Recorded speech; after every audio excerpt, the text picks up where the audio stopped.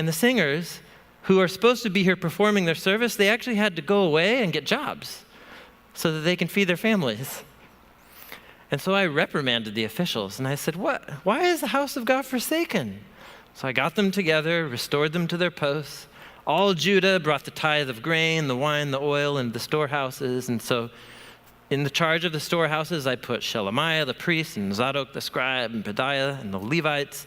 In addition to them was Hanan, the son of Zakur, Matanya. At least I trusted them. It was their task to make everybody else follow the rule. Oh Lord, remember me for this. Don't blot out my loyal deeds, which I've performed for the house. Now, in those days, I also saw in Judah, there was a bunch of people who were treading wine presses. They're making wine on the Sabbath. And they're loading in these sacks of grain, putting them on their donkeys, actually tons of produce, wine, grapes, figs, all these loads. They were bringing them to Jerusalem on the Sabbath day. What's the third of the 10 commandments? Sabbath. How respected is the Torah? Yes, well, not so much.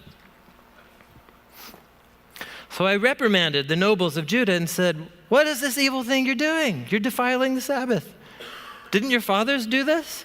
And look what God brought on us. And all this trouble, you are adding to the wrath on Israel by profaning the Sabbath.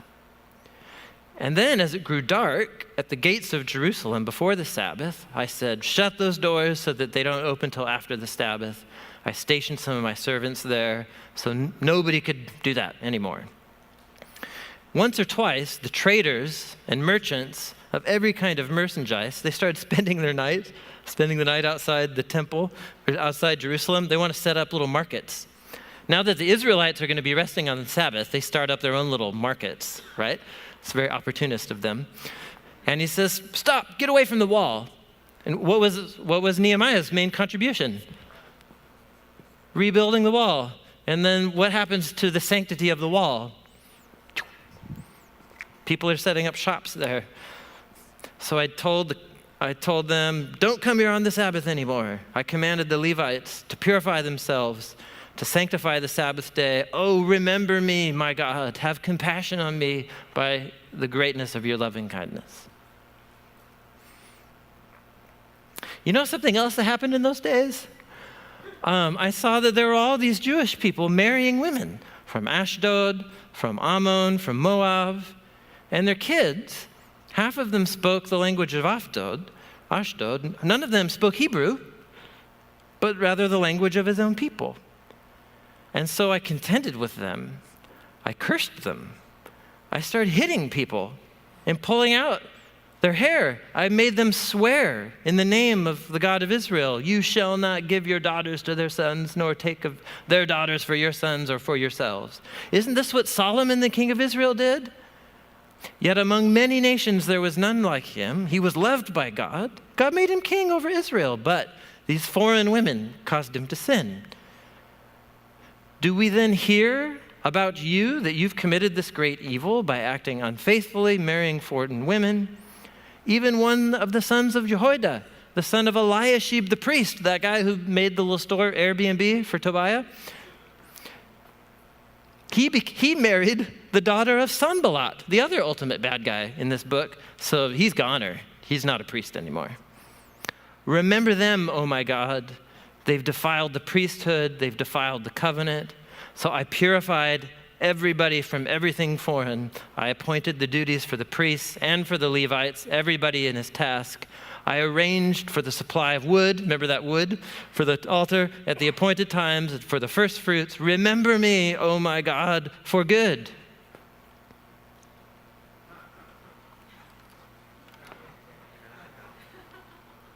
How you doing? What on earth? Yeah. That's how the book ends. So just stop. Just so this would have been a very satisfying ending.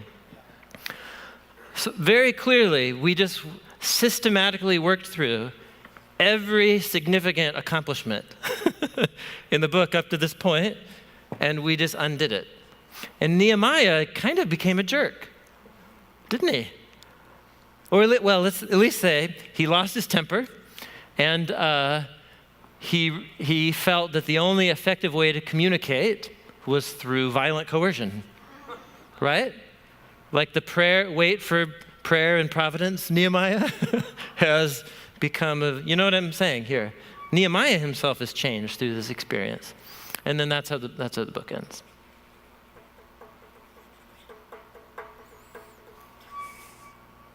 So, a takeaway, so we're all the way back to my thought at the beginning. With this kind of ending, the book can't be promoting this as like your ticket to the next 5-year plan and how to carry it out in your ministry or whatever. Rather, this is like giving us an anatomy of the life of leadership in God's covenant people. Unless God's Spirit does something that we cannot ever coordinate, strategize, plan, or bring about, we're dead in the water. We're just a structure.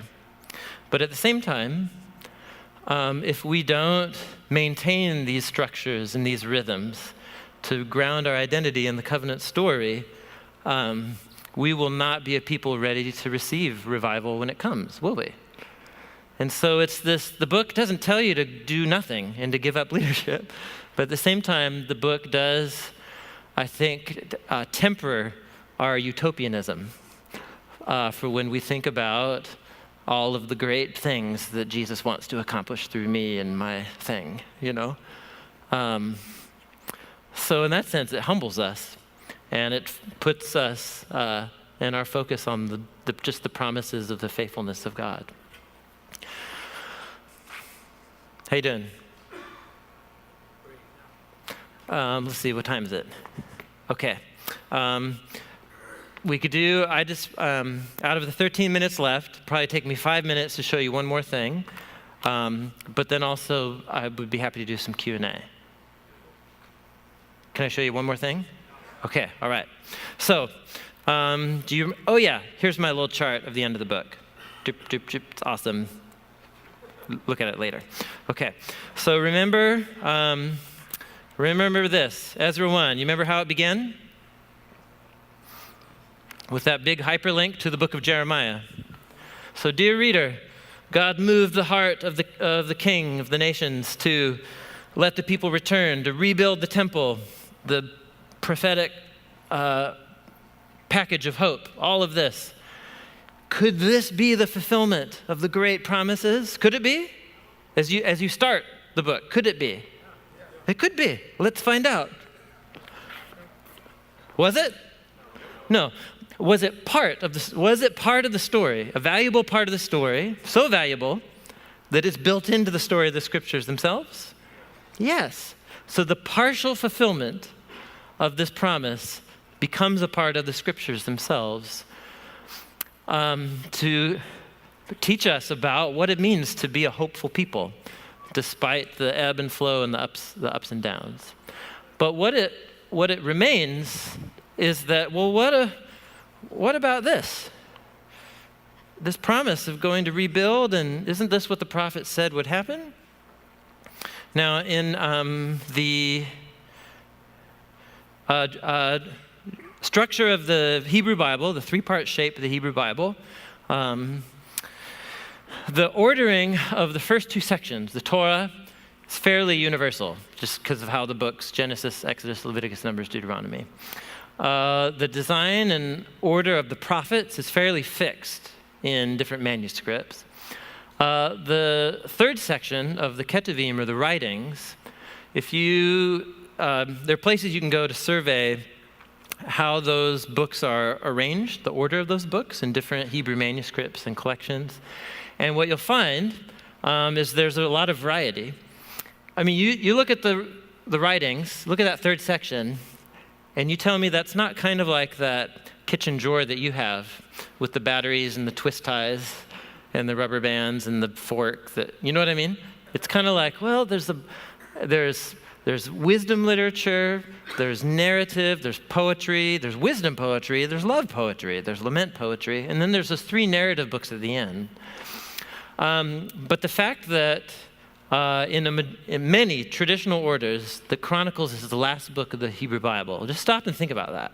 Where's Chronicles in our English ordering of the Bibles? What does it come after? It comes after Kings, which is why you never read it. Is it right? Because you're like, well, I just read Samuel and Kings.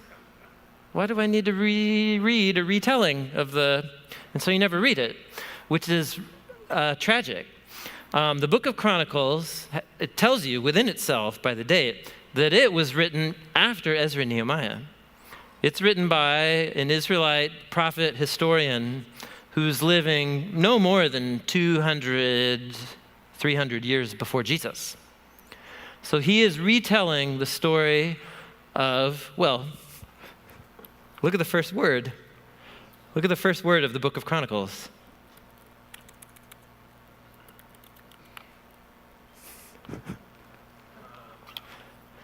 Yeah? Look at the last paragraph of the book of Chronicles.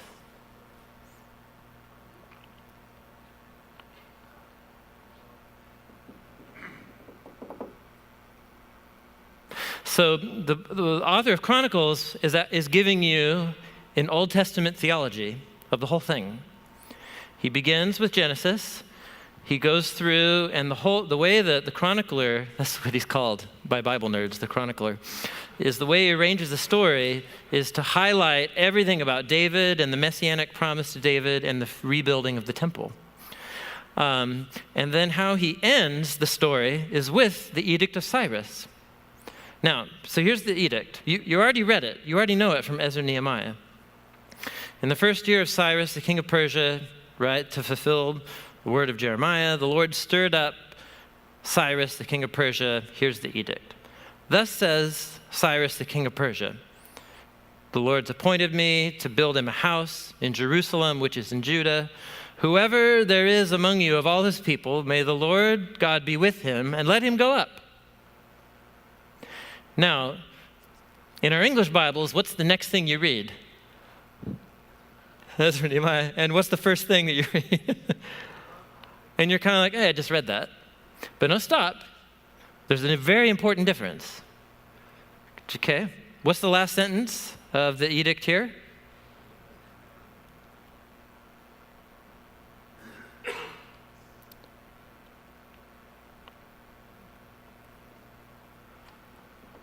Do you see it?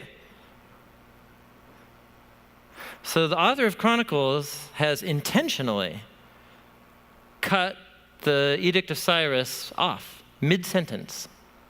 Mid-sentence. Are you with me? What could possibly be the purpose of that? So if Ezra and Nehemiah begins with all of these hyperlinks to the prophetic hope package, and then tells you a story, dear reader, the return of the exiles under Ezra and Nehemiah was not the fulfillment of these promises. And then the chronicler comes along and tells you the whole story of the Old Testament and brings you up right up to the moment of the Edict of Cyrus, and then cuts it off mid-sentence. And the last sentence is there anybody among the people of Israel that God is with him? And let him go up, and then the Old Testament ends. Come now. Do you get it? So someone has designed this whole thing to tell you that the fulfillment of the prophetic hope package is waiting its fulfillment, and that the real return from exile has not yet happened. The Ezra and Nehemiah wasn't it. And you read it and you're like, oh yeah, that totally was not it. And so the chronicler ends with that edict cut in half to launch you off into hope and expectation of the fulfillment into the future. And I'm not making this up. I could give you a whole list of Jewish scholars and all their quotes, who they all, like everybody recognizes this is what's happening. It's brilliant. It's literary ninjas. So once again, you have to factor this in to your reading of Ezra and Nehemiah. The book intentionally is trying to show you that things didn't go well. Why didn't they go well? We've looked at some of the reasons. But that doesn't mean it's, the book isn't just a downer. I think the book is realism. And so in that sense, it's true. Let me close with this. The book, I think, Ezra&Nehemiah does exactly the kind of thing that Paul said the scriptures do, which is they make you wise. They give you wisdom about the kind of salvation that we need and have received by giving our faith and allegiance not to ourselves and our 5-year plan, but to the Messiah, Jesus, who did for us what we could never do for ourselves. How you doing? There you go. I mean, how is that not the book of Ezra&Nehemiah? Yeah. So there you go. That was my little ski jump at the end. Would it be fruitful to have some Q&A to round it out? Great. Hey. Yeah, Daniel. Oh, dude. Yeah, Daniel. So the question is, how does Daniel set this up? So Daniel is sitting at the 70 years almost being finished, and he's wondering if the events are going to be fulfilled in his days, if he's going to see the fulfillment of the prophetic hope package. And it precisely corresponds to, and then you go, oh yeah, maybe, is this it? No, it's not it. And then Daniel, all of a sudden, that conversation he has with the angel that says, yeah, actually, it's not 70, it's 70 times 7, it's going to be a lot longer. So Daniel itself already prepared you to read Ezra&Nehemiah as not the ultimate fulfillment. Yeah, it's a good question. Other thoughts? Yeah. So they rebuilt the temple. Why are the prophets, the post-exilic prophets, really pushing them to rebuild the temple if this is where we find the fulfillment of the hope? Oh, well, I think the question is why all the emphasis on rebuilding the temple if it wasn't the ultimate fulfillment? Well, don't confuse the author's perspective with the perspective of the people in the story themselves. So they didn't have the luxury of the next 2 centuries of history that the author of Ezra&Nehemiah had to be like, yeah, this was definitely not the fulfillment. They're prophets. Yeah, that's right. Yes.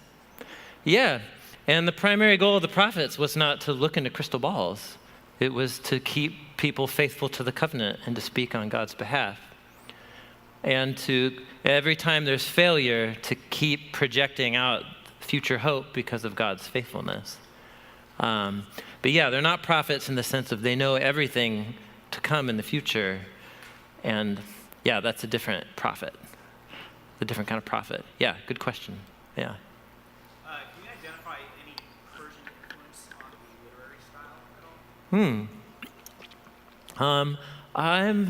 all? There's lots of Persian vocabulary, like straight up loan Persian words that are spelled with Hebrew letters. And you can always tell because they have Hebrew words tend to be kind of short. And you can always tell when you have a loan word in Hebrew because it's 14 letters. It's impossible to pronounce. So there's a lot of that going on.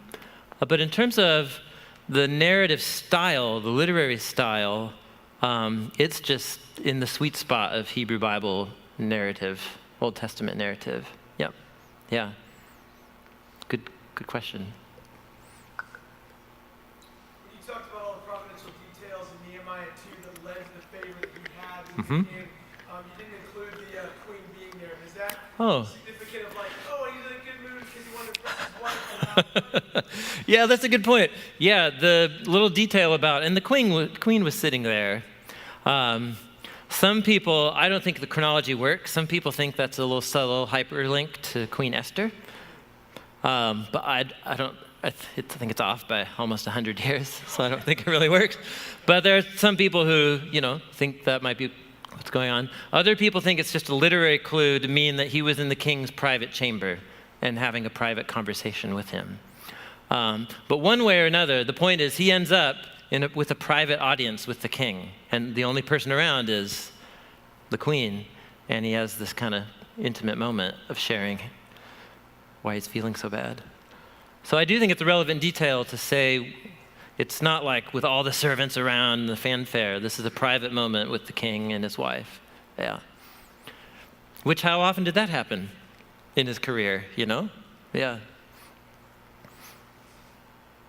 Of the minor prophets, who was preaching in Israel at that time?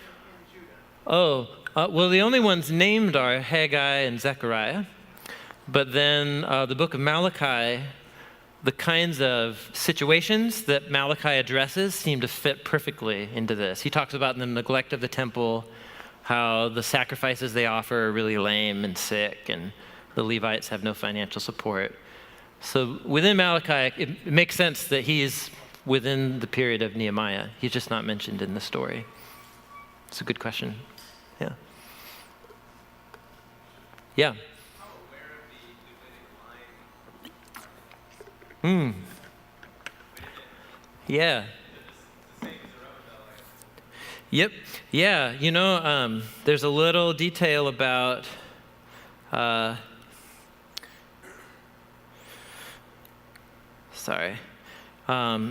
the first guy who's a leader, Sheshbazzar. He gets very little airtime in the story, but he's a descendant of the line of David. And then Zerubbabel is also. But what's interesting is while the Israelites were allowed to go back, after the exile, it was the priests who were appointed as the leaders. And it makes sense because kings would be a direct, a rival to the kings of Persia. So from this period forward in Israel's history, there were no more kings except the Maccabean revolt, when Hanukkah, if you know the story of Hanukkah.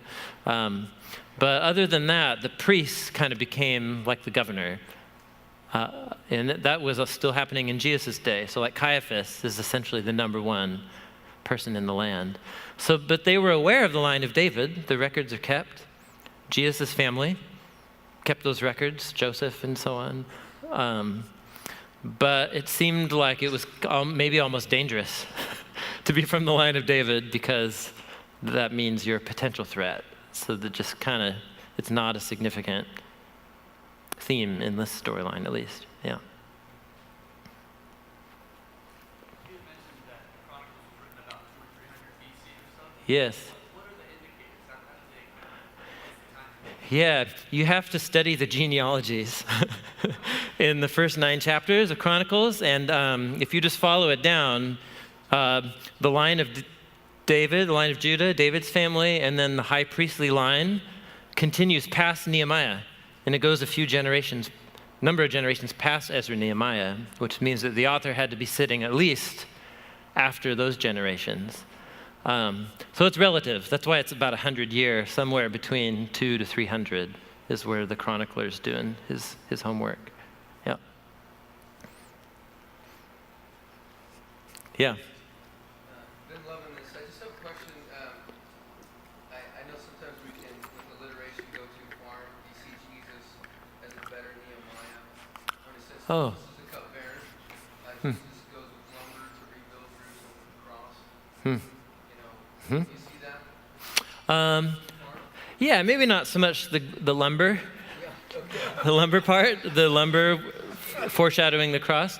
But I do think all of these characters, the way that Ezra is a new Moses, the way that Nehemiah is a new Joshua, this is how the biblical authors work. So all 4 of the Gospels are intentionally creating a portrait of Jesus as a new Moses, as a new Joshua.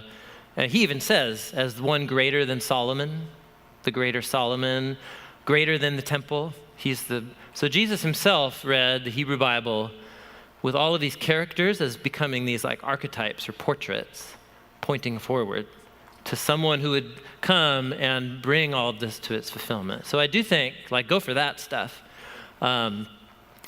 But that's the stuff I think we can anchor in what the authors themselves were actually trying to accomplish. Once we get into the lumber symbolizing, it's kind of like, yeah, it preaches, or the cup, but I just am never sure if I'm making it up. And so I tend to not emphasize that kind of stuff.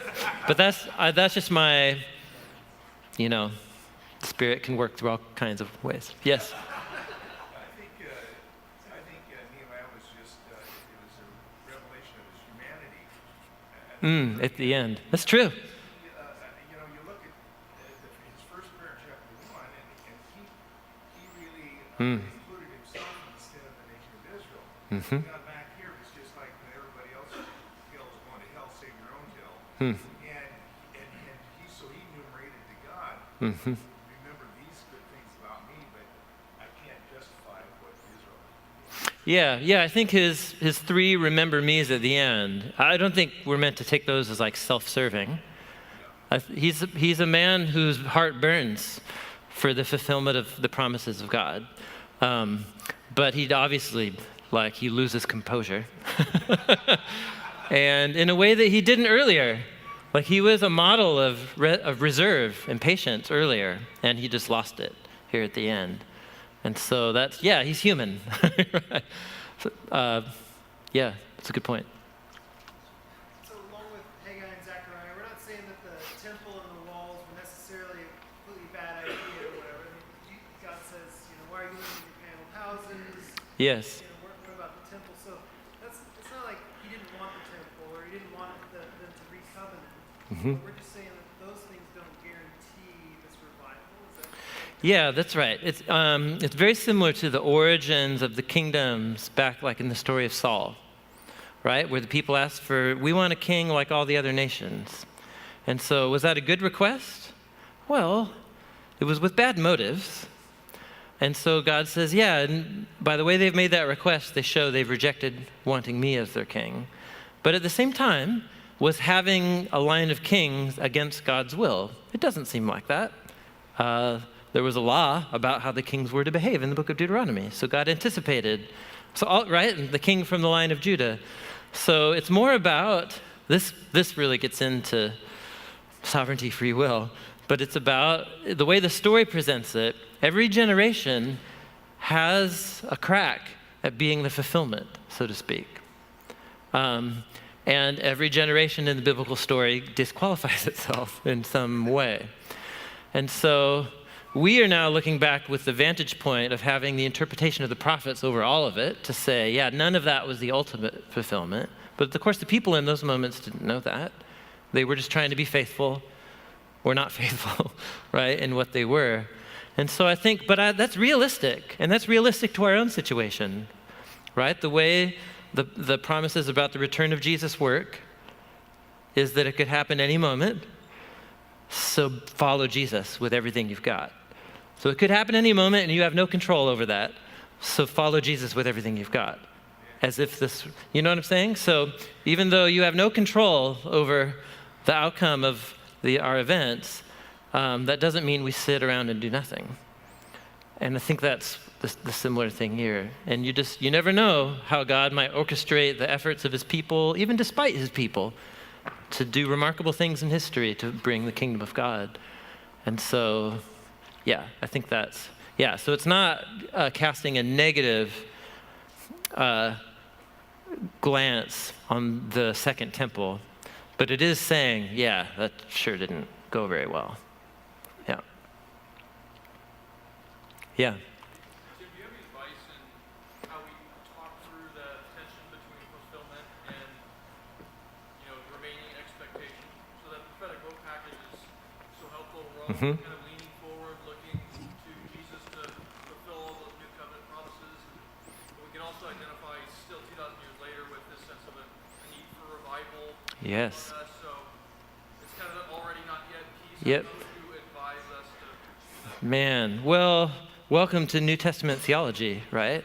So the question is, how do you address in Jesus, much has been fulfilled, but we're still awaiting the fulfillment. And so in many ways, we're in a similar circumstance.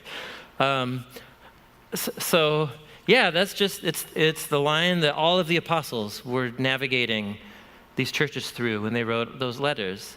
So we have the gift of the Spirit. We've been adopted from every race into the covenant family of Abraham. But you have to keep in step with the Spirit. The Spirit will change your heart, but you have to let the Spirit do it. You know? And so it's the God will fulfill his promises no matter what. But we play a role in how pleasant or unpleasant the ride will be for our part on the ride. And it's that same interplay of sovereignty and freedom that the Bible refuses to dissolve with a philosophical formula. And it forces every generation to see themselves as potentially on the eve of the great fulfillment. And so we don't sit around and do nothing. It's the opposite. We give everything we've got. And it might turn out like this. And you have no control over that. Or it might turn into something great, and we have no control over that. But that's not our job, is it? To orchestrate history. It's not our job. Our job is to be faithful, even when things are really a mixed result like this. And so I think that's the realism and the wisdom of Ezra and Nehemiah.